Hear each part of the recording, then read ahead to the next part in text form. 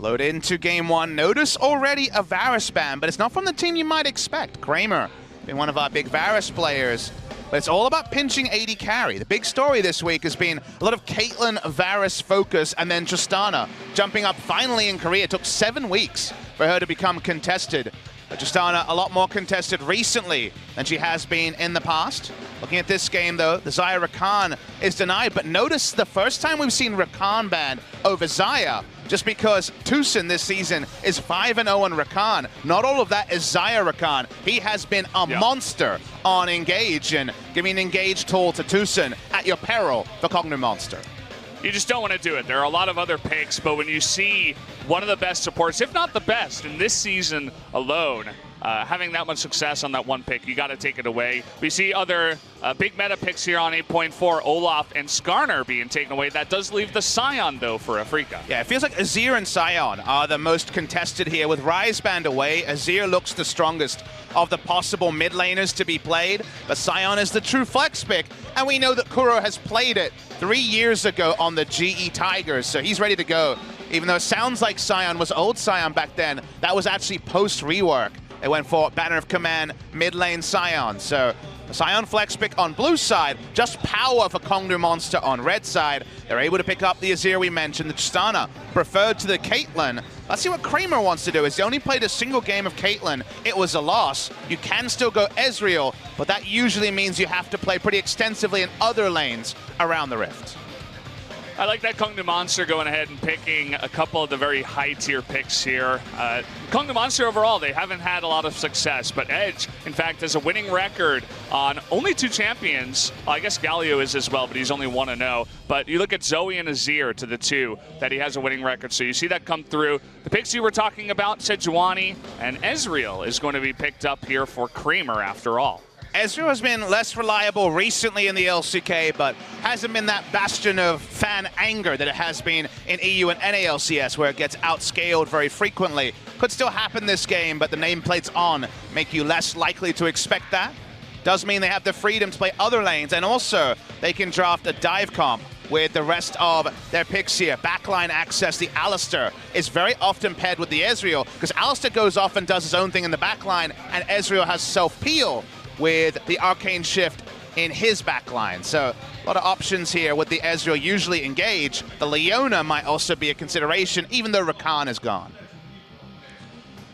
Yeah, certainly trying their best to ban out one of these very strong players, but afterwards they are going to go ahead and take the Kassadin here away from Kuro in the mid lane. They played it most recently in their last series. It was the LeBlanc and the Kassadin last time out. Taliyah open here and could just be the draft. They want to reinforce their early game on blue side. No ban towards that.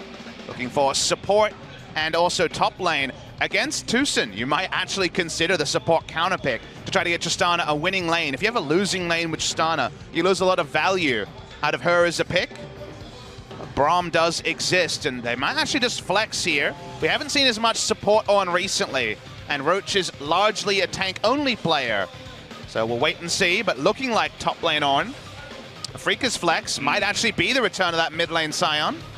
Yeah, even the nerfed GP, we've been seeing some play from him, not just in LCK, but also in other regions. So thinking about it here would mean that they are going to go mainly all AD overall on the carries. So down to the last second, and they do pick up the GP for Keen in the top lane. And this is hype, because we saw Kongdoo Monster play a similar comp to this and miss-execute. Some global fans there.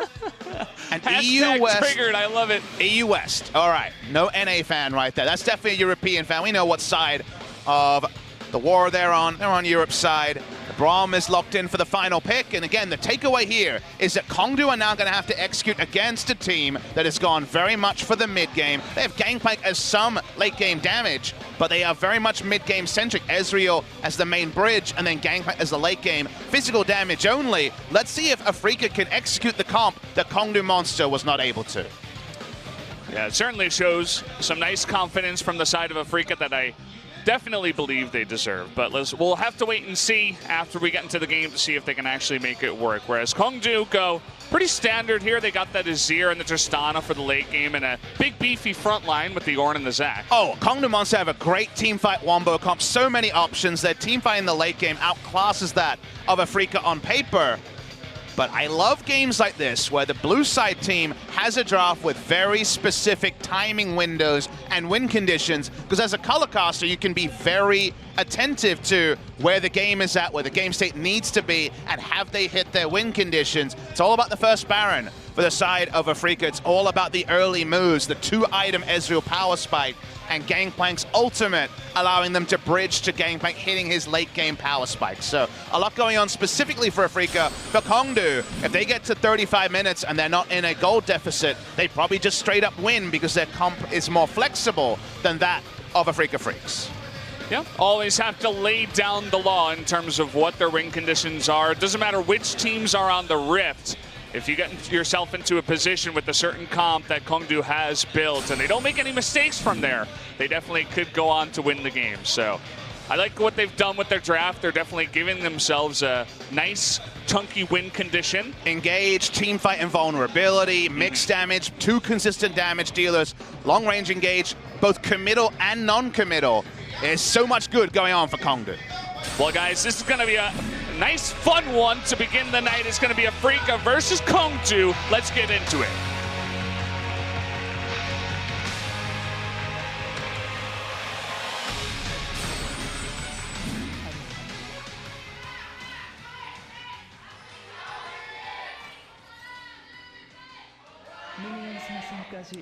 Here we go, jumping into match 69. Everybody's favorites here between Afreeca and Kongdoo Monster. Gonna be a fun one, Papa. 69th one could definitely be the best one, Valdez. I'm excited to see very specific win conditions. We're seeing Kuro jump on the Scion for the first time in 3 years, 2015 spring on the GE Tigers. I actually watched that game. I don't remember if he was on Hextech Scion on the day. But the Hextech Scion skin has been available forever. First time I'm actually seeing it in competitive play, as everyone likes to role play as a Transformer and play the mecha skin. I mean, that's the coolest one. It's got a nice little song when you're charging in. Not sure about this one. Whoa, we're doing some cool skin high. Look at this rotations on the camera. We're getting the camera view here. Whoa. Gotta like it. Whereas Edge is not dancing at all. He's just really focused getting into the game. In our second series, we can talk about the BBQ Oliver's own skin that's coming out soon. Oh, yeah. The Birdio. Good thing Galio gets banned every single game, though, here in LCK. I just need to see the chicken dance and the cowbell being hit in the same game. That's what has to happen, Val. Let's make it happen. Does it line up, actually? That would be the first thing I'm curious. If they dance together, is the beat the same? Only care about the important things here, League of Legends. Well, when you've cast 68 best of threes, it's the little things that really get you excited, Valdez. Yeah. I've seen the pentakills. I've seen the rotations. Not exciting anymore? You need some Birdio in your life? That's how that's what I need. My cup of coffee and my Birdio. That's what I need. Ray's going for the power farm. He's overthought some of his jungle paths on Zac. We've seen recently where he has, against Sejuani, gone super defensive and not being able to abuse the QW, basically instant clearing and double leashing the Gromp and the blue buff. I like to see the power farm here from Raze. Traditionally, his best performing champion has been the Zac on his single defeat. I believe that was against King's Own. So we'll see if he can actually get things going in the early game, because a Raze good performance and a Raze poor performance have kind of been the difference between the couple of Kongdoo Monster victories and a lot of their inevitable defeats. He was the big story in the beginning of the entire season for Kongdoo Monster. He was the one who was carrying, doing the level 2 ganks, trying to do some of the cheesy stuff to get his team ahead. It definitely worked out. We're going to take a look at some of the match records here. You'll notice that Kongdoo Monster has only taken that one win at the end of spring 2017. They did not play in summer because they got relegated, but they eventually did come back in 2018. Unfortunately, performance in 2018 hasn't been quite up to par either, but we'll have to wait and see. Definitely did defy a lot of expectations in their first series, because with no true roster changes outside of Raze coming in, there was little reason to raise them above, unfortunately, those relegation spots when it came to predictions. They showed newfound synergy, Raze pulling off level 2 ganks everywhere, But that now seems like a long time ago, and sadly, come crushing back down to earth. Taking a crushing. Kane taking a lot of early trade damage from Roach. With the ward that was put down by the Sejuani bot side, they know that Zac is playing top side. They don't know if they're looking for a turret dive, but they know the threat is there for Keen, and good read on the map from Keen. His map sense has always been good, but they're going for this. Question is, does it matter? The knockup is going to miss on both of them. In fact, Roach taking 2 extra turret hits on his way out. Not the dive that Kongdoo Monster was looking for. Yeah, the moment the Searing Charge missed, they should have just not even gone for the elastic slingshot, and unfortunately Roach now loses out on health. You know, he's in such a great position and cannot actually craft regen from the Orin passive. That's awkward for him. I mean, you talk about the little things in your own cast, but sometimes it's the little things in the play of Kongdoo Monster that get you thinking, you know? A better team would not have gone for the dive. They see it fails, they just back off, and you continue with the win. But I'm going to hold that thought as Edge is in a lot of trouble here. The flash comes in, and First Blood easily going to be handed over to Spirit. A lot of people have been asking this week, why mid lane Sion? If you can execute, he has a lot of intangibles. Very good gank assist, especially at level 6, but even before 6, he has so many different slows and knockups. Very good base damage as well. We are still on patch 8.4, where his Roar of the Slayer hitbox is, let's say, generous. Other people would say broken. It is very strong, and in the mid lane, there's even less area to juke usually, because you don't have access to the brush as traditionally as you do in top side. So there's a lot of reasons that Sion is pretty oppressive in the mid lane. Still, we know the story. Afreeca need to be ahead. So far, so good. Well, we are going to have a chance down here on the bottom side. He is actually going to get the stun here on a Kramer. Trying to flash away those Tushin. He's getting extremely low. The rocket jump comes in, and Race claps back in the bottom lane and picks up a kill. Every 1-for-1 is a victory overall for Kongdoo, because they have the much more realistic scaling options as the game goes on. Physical damage only as we scale on for the side of Afreeca. So very well executed. This was Raze, not behind, because he went for a power farm. May not have picked up the first gank. The second one was beautiful to see. Let's see if Kongdoo Monster can force Afreeca to focus on today's opponent and not look to future games, because Afreeca is looking to profit off KT's missteps and actually jump and join them at the same amount of match victories. This mid-jungle duo you were talking about, Sion and Sejuani, it reminds me of when you go into solo queue with your friend and you're like, okay, I'll play mid, you play jungle, let's just pick something with a ton of CC and I'll camp your lane. Thankfully, this time Edge did take the cleanse. The first gank that we did have, he didn't really get a chance to have that work because he tried to flash, and then after he got flashed upon, he didn't even bother to use the cleanse, but at least he has that to help him out with all of that CC that this Sion-Sejuani combo does have. And people just have a hard time working out which kind of grouping to put Sion in the head, because, you know, there's a lot of overlapping control mages, assassins. Sion is basically physical damage Galio in many ways.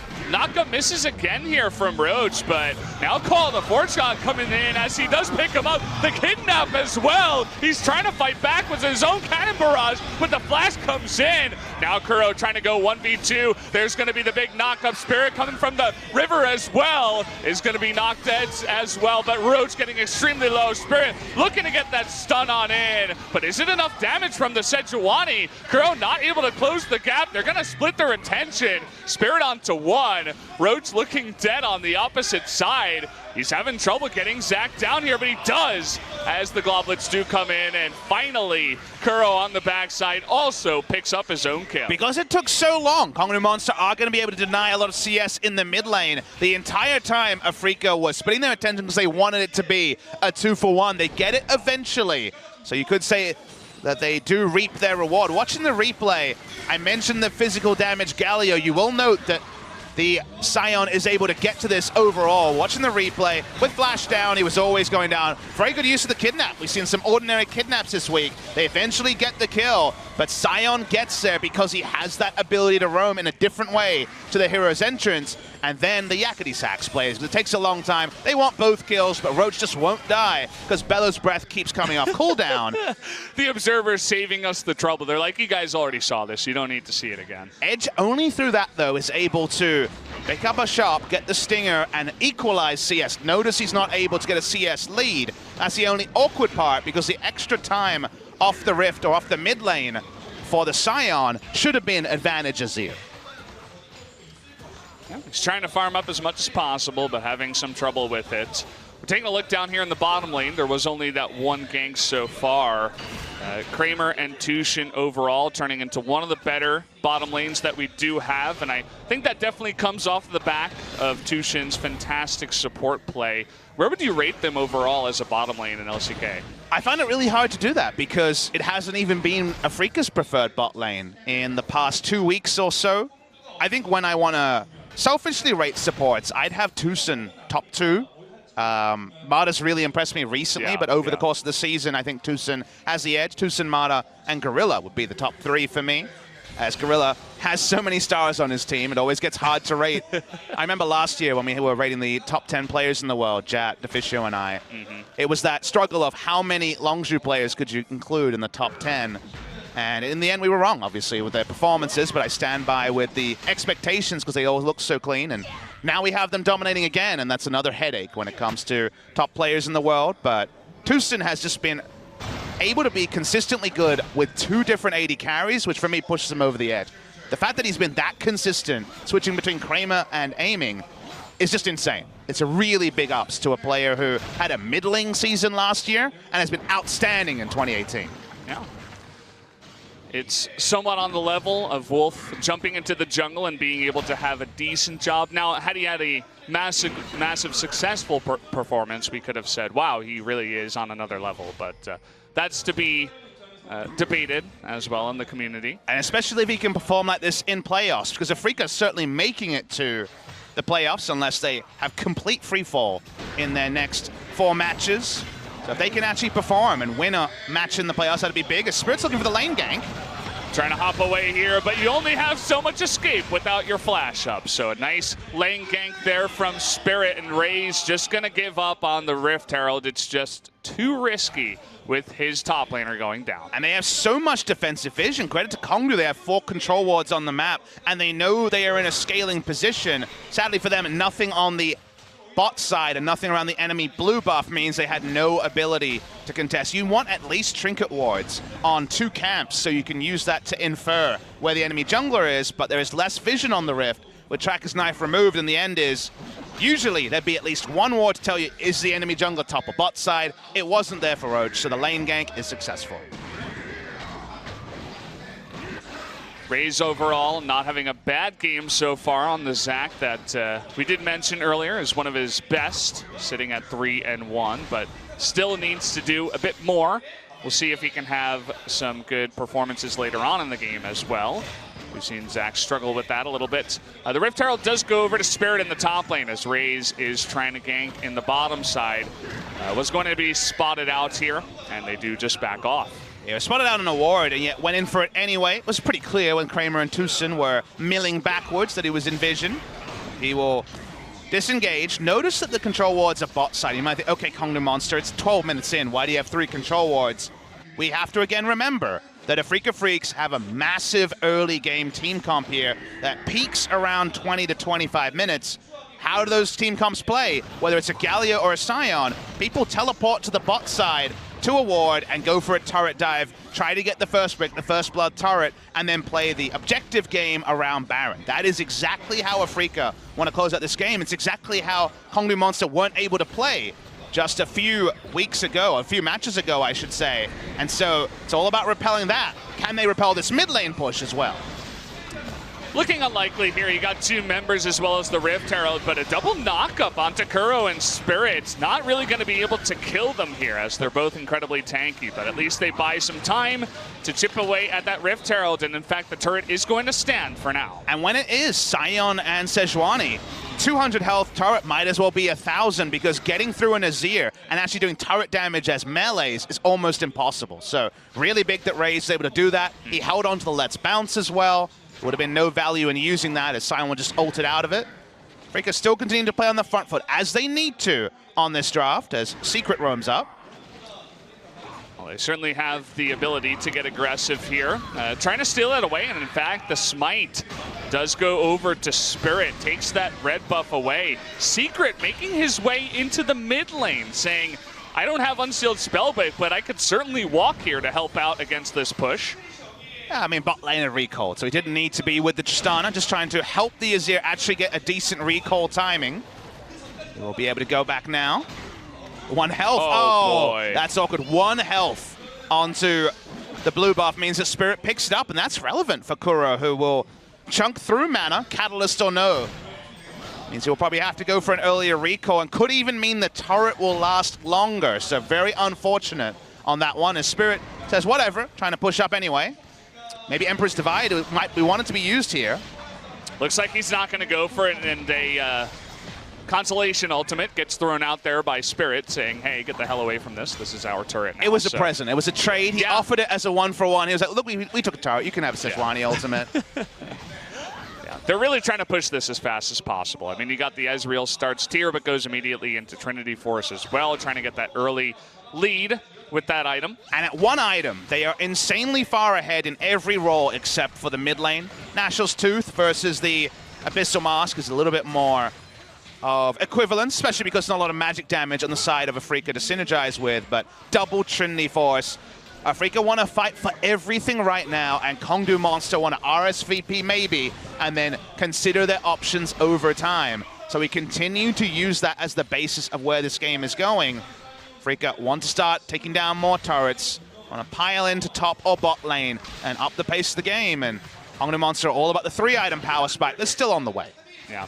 In terms of pushing a lane, as you're talking about, it's certainly hard to do so against a Tristana Taric lane. You'll notice that that turret is decently healthy, near full health in the bottom lane. So they have that lane to defend, and they also have the top lane. Ornn's doing a good job of stopping that push. So it's only the mid lane where there's that big gaping hole for Afreeca, the only turret they've been able to take so far. Of course, with Kongdoo playing this passively, the Infernal Drake, which Kongdoo certainly did not want to see, will go over to Afreeca very early on.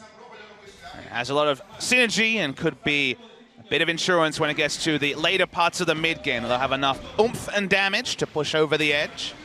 Still, we back away. Still, we say that while the start for Afreeca is decent, it is definitely not enough to fully justify how much they've indexed into the mid game. But I see a Banner of Command Sion looking for a lane gank. A second turret would definitely start leaning the game towards Afreeca. Where's the drift going to be, though? It's coming in from the left side, still out of vision so far. Perhaps looking to beat that W. There it is. He's trying to get away, and he's going to be forced to burn that flash just to save his life. But keep in mind, he's still decently low, doesn't have flash, and Banner of Command is going to be used just to do a bit of damage up in the top side. Ornn will labor on this one, but eventually be able to take it down. They can't push up with it, draws a flash after all. I guess in the mid lane. Yeah, Arctic Assault does land max range onto edge. That was actually a really poor use of the cleanse because Kuro just ulted in the top side, and who else was going to be there when they have 3 control wards? He's really scared. He definitely is scared. At least he does flash away from that one. I feel like that idea you put into the minds of our viewers is also heavily in the minds of Kongdoo. But they have 3 control wards. I know the bot lane's not coming, and Sion just ulted. There was no threat on him whatsoever. But unfortunately, like you say, when you're on a losing streak, it's very easy to say it from the commentary booth. They clearly do seem a bit spooked and do not want to give open anything more. Speaking of defensive control ward positionings, Soul throws one down in between the turrets. And because of all that pressure, finally damage is being done to this bottom lane turret. Kongdoo Monster continue to try to show as much respect as they can while keeping their CS numbers relevant. They're up 17 CS in the mid lane, behind marginally in top and bot lane, but nothing to really write home about. Things like turrets going down, though, is a problem. They have no topside control and Source Sejuani in their red side jungle, so it seems like the second turret on timing is Taric, hello? Yeah, Secret in a lot of trouble here, but they're looking to turn this around. Raze joining in, and that does force a flash out of both of the bottom laners of Afreeca to get out of there. I think Taric took a little bit too long to turn around, but they were clearly baiting for the Zac. Doesn't find anything. Playing around the bot side. They want to get their first tower of the game, but Sejuani's here. Good pathing by Spirit. They moved a lot far forward as this is going to run straight into Soul on the back line. Skips Tarek. A couple of heads are going to be knocked together with the kidnap here. Roach with the TP into the bot lane. They want to get a couple of kills down here. Getting pretty low now is Tushin, but he has effectively disengaged overall. Afreeca and Kongdoo, neither of them able to find any kills. Yeah, Tushin able to use the Unbreakable, holds on to it for the eventual call of the Forge God. Means there is no extra CC to fully engage as Raze had already dropped low. They back away. Any sort of stalemate, we should mention, is advantage Kongdoo Monster, but 2 turrets are down. The Baron spawns at 20 minutes. I feel like we will know the victor of this game pre-30 minutes, because if the Baron hasn't been claimed by Afreeca, then the questions will mount. Yeah. Kongdoo Monster not necessarily wanting to fight in that position, but forced into it. Their Wombo Combo team comp doesn't look half bad. They didn't have the Cosmic Gradients that time around, but trying to do as good as possible. Kuro here being extremely obnoxious up against Azir. Just unkillable, full health, Banner of Command right down the mid lane. Not easy for an Azir to handle. No, I mean, Azir's thing he's priced for is wave clear, and the Bannon minion is something that he struggles to deal with. Or it could just be a huge jerk, and knows that he's Sion, he'll be fine. He pushes that out of the way of the camp, so it does actually get leased back. All right, so if the checklist is there for Afreeca's coach, if I Love Uv is sitting back and saying, okay, how are we doing with our Sion mid lane draft? They do get the 3 outer turrets and an Infernal pre-20 minutes. So far, they will be content but not ecstatic, because the kill lead is not massive. The gold lead is piling up, though, and up to 6,000 already. Still, we're now in the most important part of the game, seeing if Afreeca can actually engineer a Baron pre-30 minutes. They'll need a lot of time, as Ezreal and Gangplank, while with Trinity Force poke well, will take their time, take down a Baron, pre-play the Ruin King. That's the next goal for the side of Afreeca Freecs. Yeah, looking towards that item here. You were talking about early game and mid game power already. Afreeca, with all the objectives they've picked up, about 7,000 gold ahead. So they should be feeling pretty happy about this so far. Yomu's Ghostblade also finished up here for Keen, so picks up that second item. Looks like he's only picked up 222 gold overall. There's some movement speed on the item now as well. That was added in patch 8.4. As Kongdoo Monster off script trying to steal the Baron. Spirit's like, guys, this is our objective. Get the hell out of here. Trying to make it work with the Azir. We've seen that many times, especially recently. Teams realizing how much damage they have with the Azir, but they didn't have enough vision. They just go in and they try to go for it, and it does not work out, Papa. Yeah, maybe they were spotted by that control ward. Didn't tell if that was placed before, after. Awkwardly, Tristana had rocket jumped over, and they were caught so early that she had to flash back over. Would have thought she would use her explosive charge and gotten the cooldown back, but not to be. Sometimes when you're really nervous, you forget little things like that. They've definitely been trigger happy on the flash, but if there ever was a game to be a little bit more defensive, this is probably the one.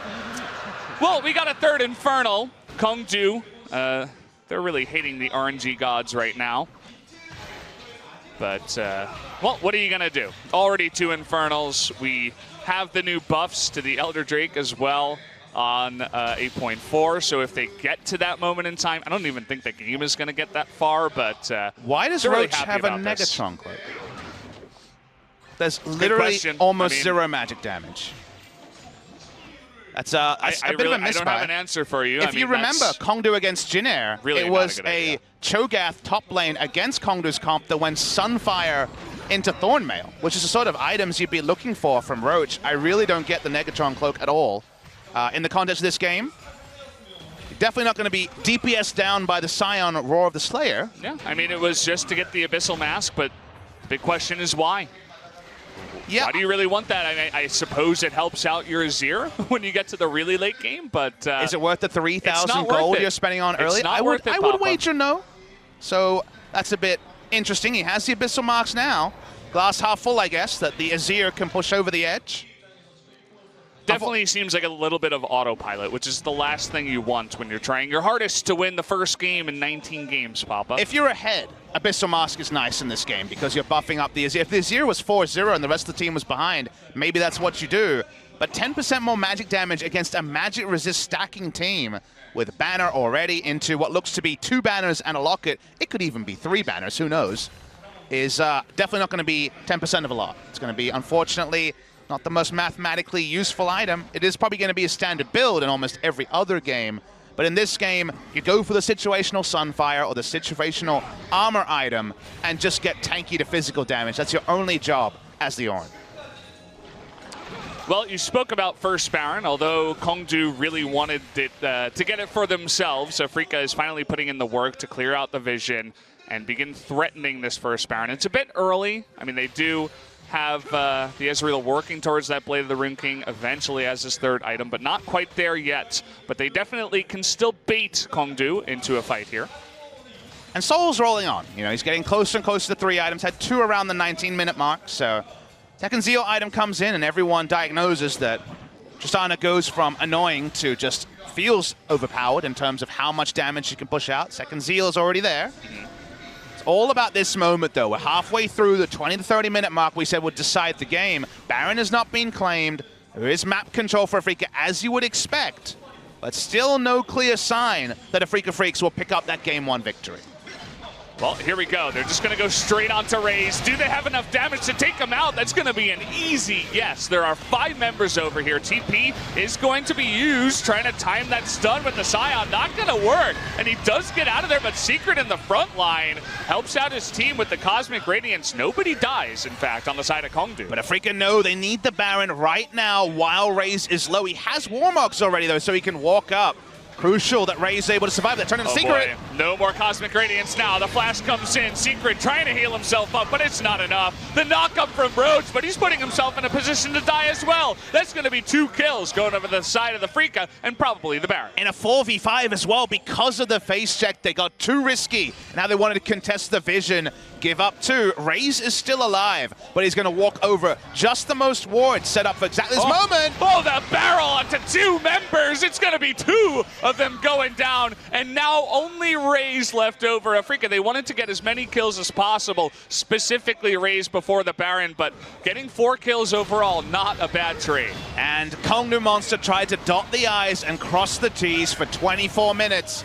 They knew that there was going to be an extensive amount of vision topside, but they don't fully respect it. Spirit is so smart at understanding the ranges of the Zac, as they know where he's going to look for the contest. He knows he doesn't need to be in the pit. No way for the Zac to get past him. Kongdoo need to find a different way to contest vision. They went the most aggressive way, and Spirit walks up. He's 2 levels up.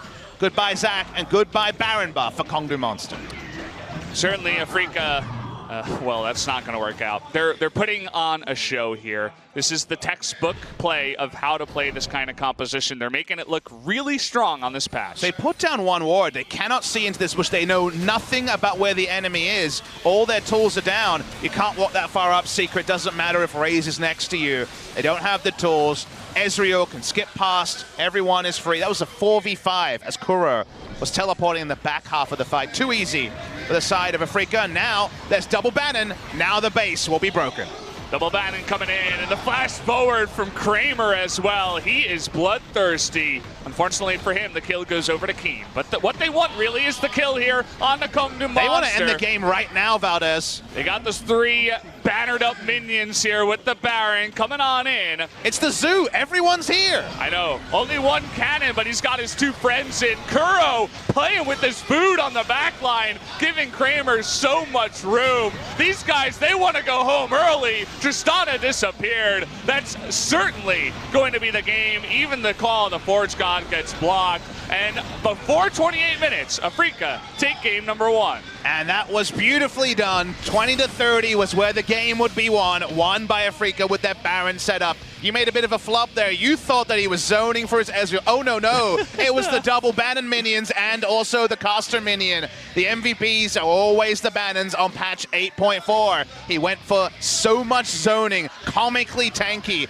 was the Scion.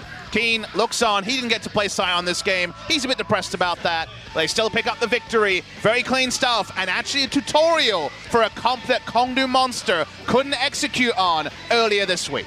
Certainly you go ahead and look at this VOD and you say, well, this is about as close as you can get to perfect for them. Only 2 kills go over to the side of Kongdoo Monster.